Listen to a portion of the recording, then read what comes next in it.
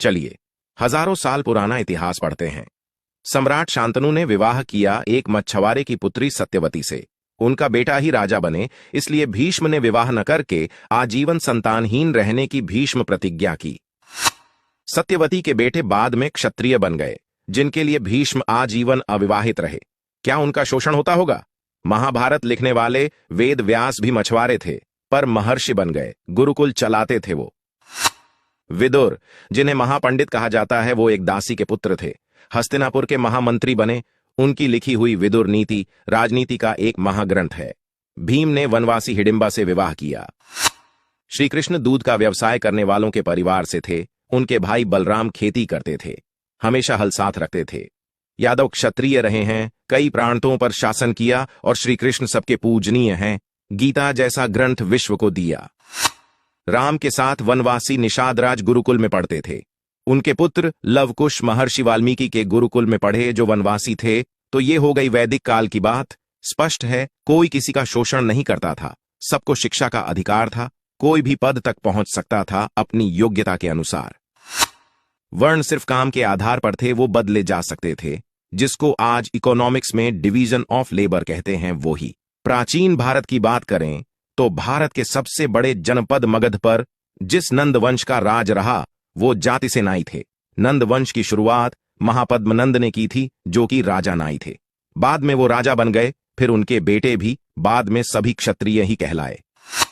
उसके बाद मौर्य वंश का पूरे देश पर राज्य हुआ, जिसकी शुरुआत चंद्रगुप्त से हुई, जो कि एक मोर पालने वाले परिवार से थे, और एक ब्राह्मण चाणक्य ने उन्हें पूरे देश का सम्राट बनाया। 506 साल देश पर मौर्यों का राज रहा। फिर गुप्त वंश का राज हुआ, जो कि घोड़े का अस्तबल चलाते थे और घोड़ों का व्यापार करते थे।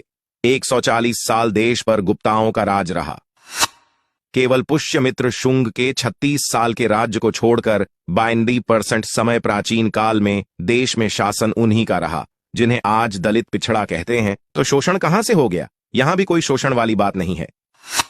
फिर शुरू होता है मध्यकालीन भारत का समय, जो सन 1100 1750 तक है। इस दौरान अधिकतर समय अधिकतर जगह मुस्लिम शासन रहा। अंत में मराठों का उदय हुआ। बाजीराव पेशवा, जो कि ब्राह्मण थे, ने गाय चराने वाले गायकवाड़ को गुजरात का राजा बनाया। चरवाहा जाति के होलकर को मालवा का राजा बनाया।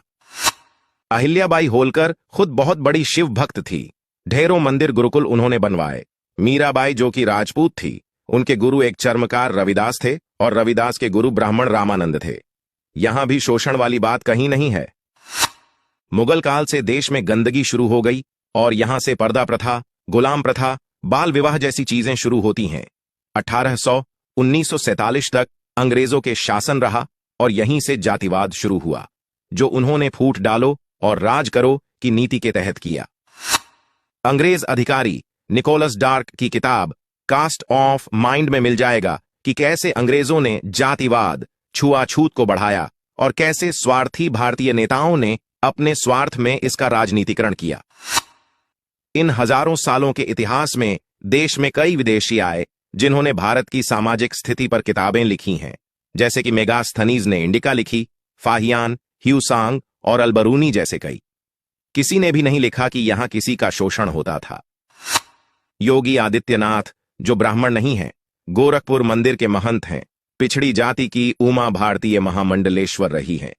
जन्म आधारित जातीय व्यवस्था हिंदुओं को कमजोर करने के लिए लाई गई थी। इसलिए भारतीय होने पर गर्व करें और घृणा, द्वेष और भेदभाव के षड्यंत्रों से खुद भी बचें और औरों को भी बचाएं।